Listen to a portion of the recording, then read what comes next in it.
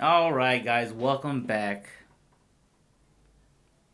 The state of play happened. Yeah, it did. It did happen. So we're here to talk about it today. So let's get into it.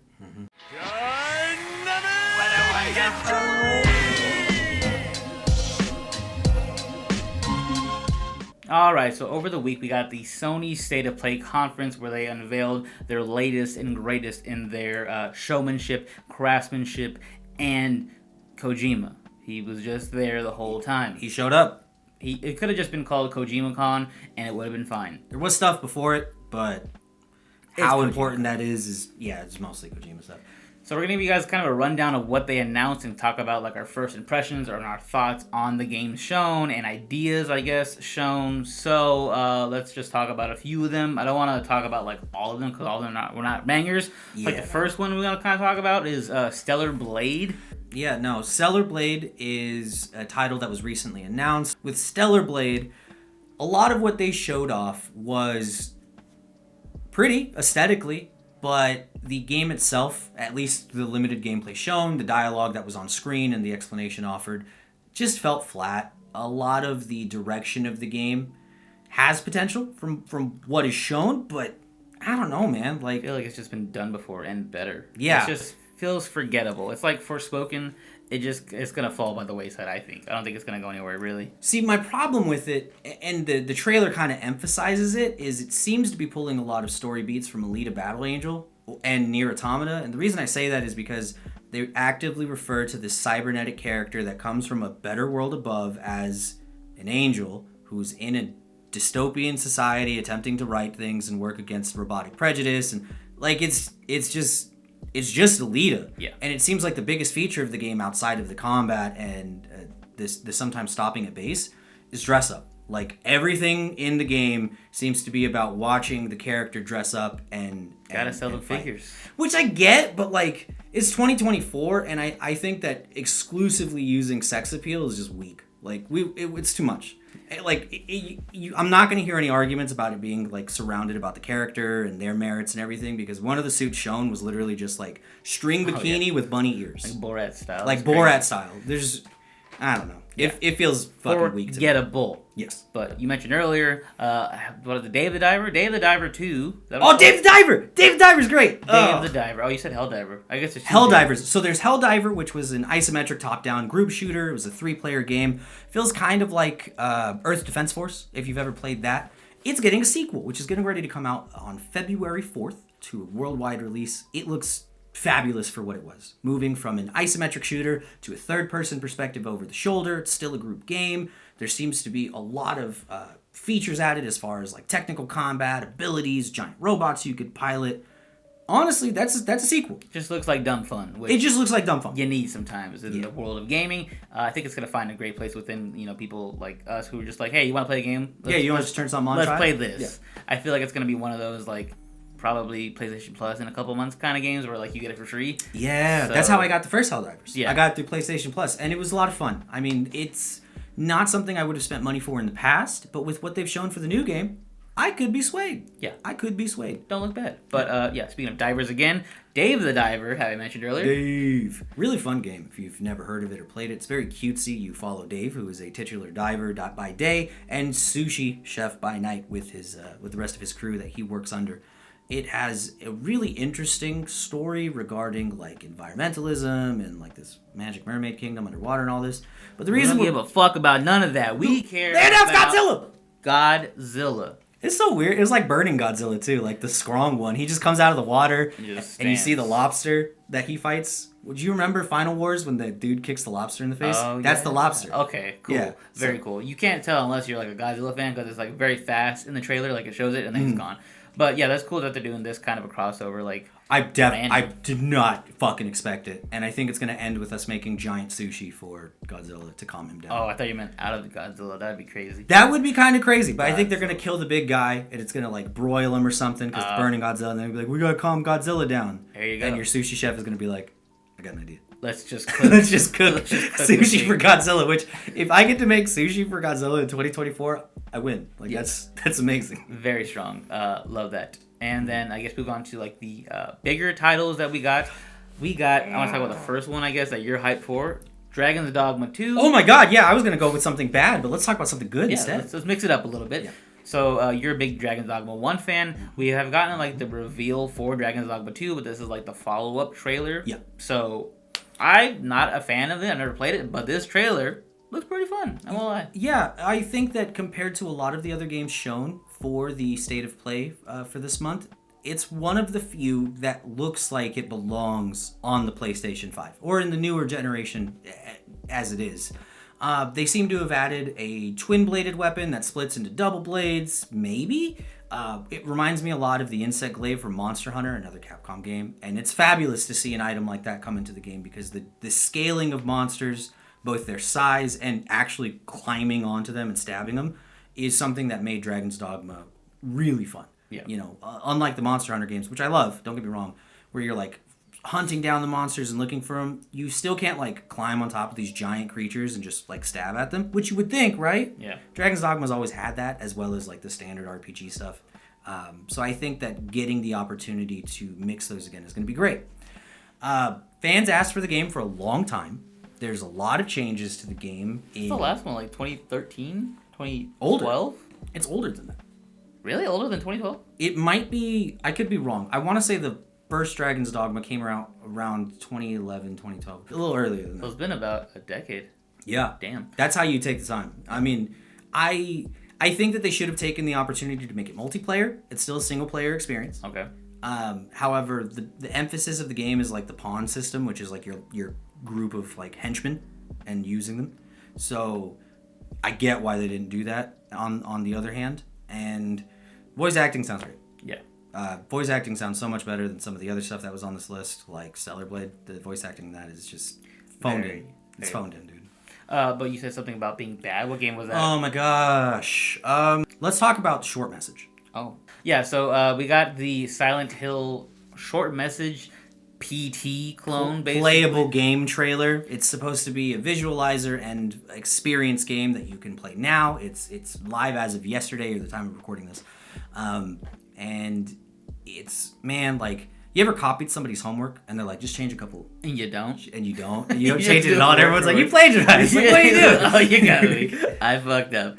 So, yeah, this is pretty much just, I guess, a reskin of the PT that we got years ago. Kojima's, like, fabled at this point Silent Hill game. You still have it. I do on my PS4. If you do have one, it's not Don't probably, get rid of it. Yeah. You can't get it back. You can't. It's impossible to re-download. But if you have heard of the PT at this point, I guess you probably would have. Amazing idea when it came out. It was going to be Kojima and what's his name? Norman Director. Reedus. And Oh, no, the director. Guillermo del Toro. Del Toro's like brainchild. It was gonna be a Silent Hill game. It's sick. So they were like, "Hey, there's a trailer for it right now. Go download it, play it." And people did, and they played it, and it was fantastic. Dude, that first night was incredible. Yeah, Like, and no one knew how to beat it until like someone did, and then they posted the answers online, and you're like, "Oh, cool." So this is kind of the same thing. It's the same like loop. You're running. You're a girl, I guess. In this one, instead of being like Norman Reedus, you're just going through a hallway, and you're getting text messages saying, "Hey, find this thing, whatever it is." based on the environment and the storytelling that's given through it, as well as like other creepy things hidden around the trailer, it seems as though the titular character in the game has either created a negative space or a negative lie of some sort, and those lies are coming back to bite her in the ass. That's about all I was able to infer from the trailer. But everything else, man, like, it's just like you're trying to get lightning in a bottle, and that storm is gone. So it sucks. It is what it is. But I guess moving on. Silent Hill 2 also Yeah. remake. It looks, I think that the older console generation lends its aesthetic to it really well, because this doesn't look creepy. Yeah, it just looks like It just looks like Bat Simulator the whole time. That's all they show in the trailer. yeah, they're trying to like copy like the Resident Evil 2 remake. It kind of felt like Last of Us 2, didn't it? Oh, I mean, I guess yeah, a little bit. Yeah, it just felt like really empty, which I guess is what Silent Hill kind of is, just an empty Yeah. game. But it just felt like too empty. Like they didn't fill it out enough with like maybe the sound design, maybe some. Even just adding some art in the background, some Yeah. difference of colorings and shadows. You're on a PS5 now. Make Yeah. something happen. So yeah, they're trying to capture it on like the Resident Evil 2 remake wave, and it's just not working for me from what we've seen. It looks boring, like you said. It doesn't. James looks so plain. It aged It aged badly. yeah. So it is what it is. But yeah, moving on to the one last, I guess, good trailer that we got before we go on to Kojima and all that stuff is Judas, which I guess Oh yeah, Judas looks fun, man. it's like BioShock, and Yeah, Chris said it's the same. I believe developers. it's the original production Production group team. Okay. from or the production team from BioShock, the original BioShock, to preference that. From what we can tell so far, there seems to be some type of interstellar colony or some satellite colony, and there's a bunch of people that are a part of it. They're all fawning over this group of folks called the Big Three, which are these three like celebrity-looking characters, and Judas, the character you're seemingly playing as, or whoever they're identifying the gal as Judas, she seems to set something in motion that ruins everything. She's the Judas of this universe. What does she do? Who I does don't- she kill? Maybe one of the big three. Yeah, I really like the trailer though, because she's like sitting there like hacking the system, and she's like, I don't care if you don't think this is good for you, I'm gonna fuck it up anyway. Yeah, but the gameplay itself looks fun. It Yep. did look a lot like BioShock, which is cool because I like the aesthetic and the battle style of BioShock. Yeah. And just like they always have creative storylines, so I feel like this is gonna be one of those ones where it's like a cool creative storyline that people are gonna be like, oh, this is kind of cool. That was out of nowhere. I enjoy this experience. I like the potential villain twist. I don't know if they're gonna stick with that and we will be the villains or if we're framed for something, but that's a cool idea. And leave it to the BioShock team to come up with something interesting like that. I mean, Yeah. when the first game came out, it was amazing. Yep. I still go back and replay that thing every year or so just because of how good it is. Looking forward to that. So I guess the whole point of this video. Let's move on now to Hideo Kojima-san. He is getting whatever he wants at Sony right now. Sensei's doing some weird stuff, man. Let me tell you. Yeah. So So Death Stranding 2 gets on the beach. On the beach. Death Stranding 2 on the beach has a brand new trailer from what very limited information I pulled from the internet. I guess it's called On the Beach because he was talking to like a film critic or someone about a French film, and it has a similar type of title where it's like at the place. And he was like, "That's awesome." Oh, Kojima made it that way. Kojima made Oh, it I that thought you way. meant like on No. the trailer. I'm like, they're in Mexico, I think. Yeah, no. So the game seems to open up in Mexico, or you're on a ship called the Magellan, which is heading to Mexico. Magellan was an explorer. That makes a lot of sense. You're attempting to bring other nations and communities into the network, which is the digital infrastructure under America that helped people intercommunicate during the Death Stranding issue. It's like 21 Jump Street. He was like, you know what you did in America? Just do that same exact shit in Mexico. Yeah, Don't even kind of. change it up a little bit. Just do the same shit here, Sam. And Sam's like, all right, I guess. There are some notable changes. You're not working with the Bridges group anymore. You're with a different group. Draw the bridge. Yeah, with Drawbridge is the new Oh, group. Drawbridge. That's it. That is run by their new commander-in-chief, Fragile, who was a character from the first game and one of your allies. She was the one that did the jumps and the warps. Story-wise, there seem to have been some really interesting changes as well, too. I don't like every single one of them, but after getting smart on the lore of the last game, seeing those same story beats carry over and evolve is a great thing. Yeah. I think that that's really good, and it means that they've put a lot of thought into what they've created and how to continue its legacy, if that makes sense. Yeah. It's really interesting to see like people talking about this online because I don't think anybody really liked this Death Stranding like that much. Not like, at first. They revised it time. to where people are like, oh, it was kind of cool. And now this trailer, everyone's like, you know, we still don't really like the game, but we can't deny that Kojima has a crazy, He's a visionary. beautiful, twisted mind. Yeah. Because even me, I didn't play Death Stranding. I played like 2 minutes of it, and I was like, I want a monster because the product placement was crazy. But the story itself... Oh, yeah, I forgot. I was like, you know what, it's fine. So I'm probably not going to play this. But watching the trailer as a story with most Kojima games, I was like, damn, this is really fucking nice, and this storyline is crazy. It's blowing my mind right now. So I think if I could just watch a cut of like this game, The cutscene movie. I'm gonna do it. Yeah. Because these characters were crazy. We had the mask lady with the fingers on her face. Yeah, Fragile. That was her name? Okay. Yeah. And she had a cigarette. That was cool. Yeah. They do a little scene where she like has a cigarette in her mouth and then flick lighter. That was it's sick. cool. And then Chris's favorite character, the Higgs. puppet. Oh. I fucking hate that The puppet, dude. puppet. Let me get back to that in a minute. Let me go back to Higgs. Higgs is alive. He was dead, but he's back. That was he just comes like literally like. Oh yeah, he right comes out like Frankenstein, and that's the whole thing. Is I'm really interested to see like film buffs. I know that you watch a lot more films than I do, so I'd love to do a playthrough with you of it or like watch through, because there's a lot of moments like that where they're harkening back to older films and to cinema. Like that is just a 1-to-1 Rise of Frankenstein. Yeah. Like that's what that is for sure. And I think that the game is going to be chock full of a bunch of stuff like that. The thing that I think is going to hold the game back is just how self-indulgent and irreverent it is. Not to say that they haven't made any changes. It's just Kojima knows that nobody's gonna stop him this time. He knows. Like he has a machine behind him now. Higgs seems to have taken over Amelia, who's one of the characters from the other game. He has her hair. He has her Quibu necklace, which is a big thing in the game. It's like a big lore item. So I don't know if he like fused with her dead body. He has her makeup. Like he looks sick. He looks tight. The first game he was tight, and this one is like even cooler. Somehow he has a railgun guitar, an electric guitar. He's fucking firing lightning at people. When it was announced, they were like, "I don't give a fuck about this game," but look at this. That shit was crazy. He's jamming out, and then he unplugs the amp that he's connected to, and it creates a laser blade on the bottom, so it becomes an axe. Axe becomes an axe. Fucking like, I don't. That's cool. It's dumb, kind of, but it's really cool. Like it's just Kojima. Like everything that he thinks about is like that's so dumb, but also okay, cool. Yeah, like ninjas. He will always find a way to put a ninja. He's always going to get a cyber ninja in his game. And he got it again. And they're fighting, and it was dope. So yeah, that's like the most thing I'm excited for. Like I don't give a hell about the game because I didn't play the last one. The storyline is what I'm into. That was the first one too. I was like, you know what? I want to watch this. I don't want to play this. Yeah. Which I guess Kojima probably is trying to go for more. Like you were mentioning. It seems to be the direction. Film, man. Yeah. Been watching a lot of films on Twitter. He posts his reviews all the time.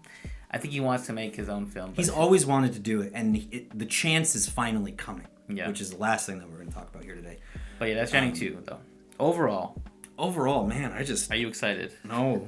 Will you play it, though? Oh, I'm going to play it, but like the second I watched the trailer, I cussed half the time. My brother came out and was like, calm the fuck down. But yeah, like, I do feel like Death Stranding as a whole is just Kojima's like being indulgent in himself. Like, look at me. Look how many weird things I can do. Look how I can confuse you with this story. Yeah, Let's do it. I want to confuse you, but then at the end of it, I want to tie it all together, and by like sometimes fluke, it just makes sense, and you're like, oh, okay, I get it. So probably there's more of the same with this one. People are probably gonna play it and really not like it, but then 20 years now, will be like, you know what? Yeah. Hey, Kojima predicted people would be puppets. But I guess you can just keep railing on Kojima. Go ahead. Let's talk about. Oh no, I wouldn't say this is railing per se, but so current president of Sony comes out afterwards and is like, "Hey, I'd like to announce one last thing with Kojima. This is a project that I have been pushing for him to do for a very, very, very long time."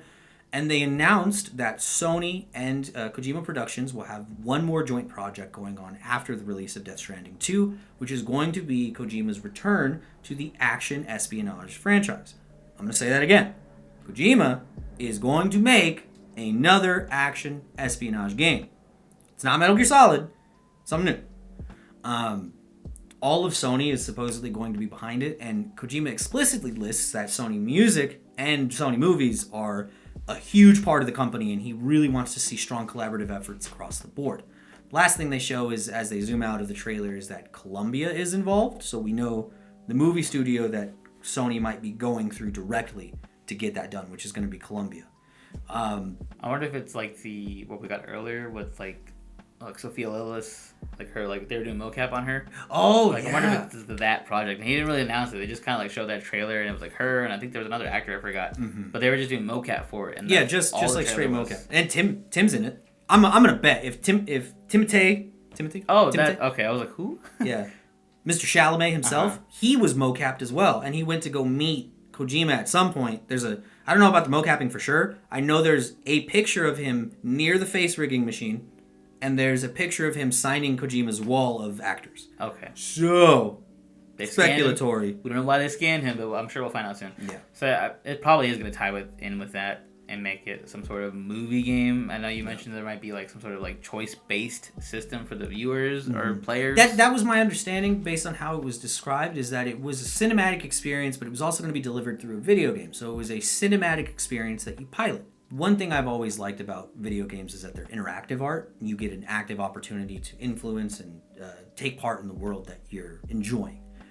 This may be the next step in that natural evolution, and we may see a brand new style of the actual Strand type game being made. I mean, Until Dawn exists. Until Dawn exists. Until Dawn's a great example. That maybe he'll take remake. That. Yeah. Until Dawn remake. Yeah. Maybe he'll take that and make it further than what it is, because Kojima has been such a visionary in the past. He does look way into the future. I'm gonna realize like how crazy he is about that. You never count Kojima out. He finds a way to just find a way. He does find a way. But that is pretty much all of State of Play. We missed a few things, but these are the main ones we wanted to talk about today. We talked about what looked fun. Yeah. Or didn't. Yeah, that too. So whatever your thoughts are on State of Play, you can let us know down below in the comments. Hey, what you're looking forward to, what you're not looking forward to. Oh yeah. Whatever it is. let us know down below. And thank you guys for watching. And as always, go ahead and subscribe in the description below. All that fun stuff. And until next time.